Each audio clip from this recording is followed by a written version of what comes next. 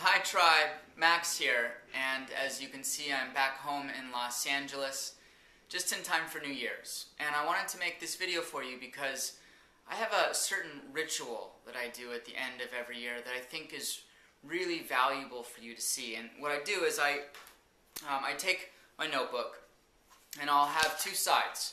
One side that says 2009 at the top and one side that says 2010 at the top. And what I'll do is I'll go into kind of a meditation, and in the 2009 column I'll list out every possible thing that occurred that was significant in my year. So I had things like investing in my first big ticket event, and then investing even more in my first big ticket coaching program myself, and things like when the merchant account held $41,000 from us, and all of a sudden we were literally down to zero in our bank account.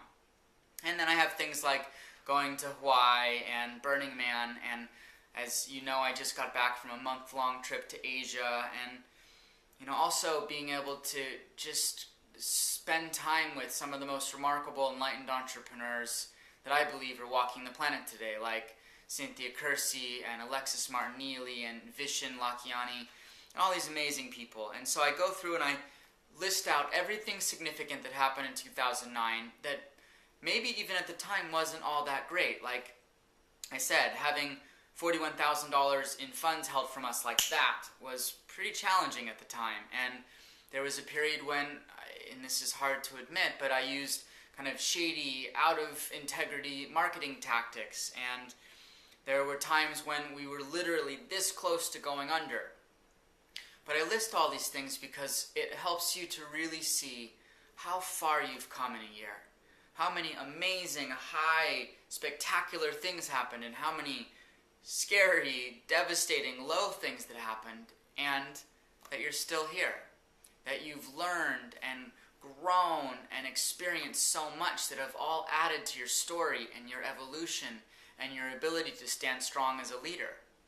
And with that, you can kind of feel a sense of gratitude, a sense of accomplishment, a sense of appreciation that 2009 really was a fantastic year, no matter what the outcome right now is in your life. But then, the most exciting and fulfilling part is now envisioning what you want for 2010. Now, I know people talk about New Year's resolutions and all the things that they vow they're going to change, and I don't know, that never really seems like a very good strategy to me, a good plan. What I like doing is just saying, what do I want in 2010? And some things are very, very clear in my consciousness, like I know that I will have a $2 million business in 2010. And I know that I'll be going back to Bali and Indonesia and India in 2010. And I know that I'll finish this first book in 2010. But then there's also things that are just kind of intentions. Like, I am very clear, especially after this trip to Bali, that I want to have a much more active involvement in a nonprofit that is really helping the people that can't be helped themselves. And I am very clear that I want to collaborate with the highest level visionaries and entrepreneurs on the planet that are really pioneering a new way of doing business in a heart-centered way. And I'm very clear that I'm looking for a new mentor, somebody whose vision and presence is even greater than mine. But those things aren't very clear yet. And so just having the intention and having it written down and now sharing it with you makes it all that much more real. So the reason I'd like to suggest that you do this exercise is, one, it's really cool to see all that's happened in 2009 because it's just great to know where you're at now and where you were when you started the year.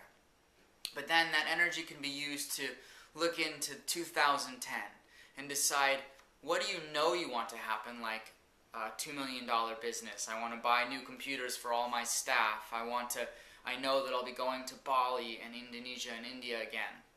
But also, what are some of the underlying intentions that aren't that clear yet, but you know will unfold as long as you put your attention on it? And as you do that, my suggestion is that you kind of sit in a meditation and see it clearly in your consciousness, or set the intention in your consciousness, and then share it with somebody. Make it a real public expression, because that is when you will find it creates some power behind it. And even if you're getting this video after the new year, I still would suggest doing this exercise because once again, it'll be really useful to see what you accomplished in 2009 and where you want to go in 2010.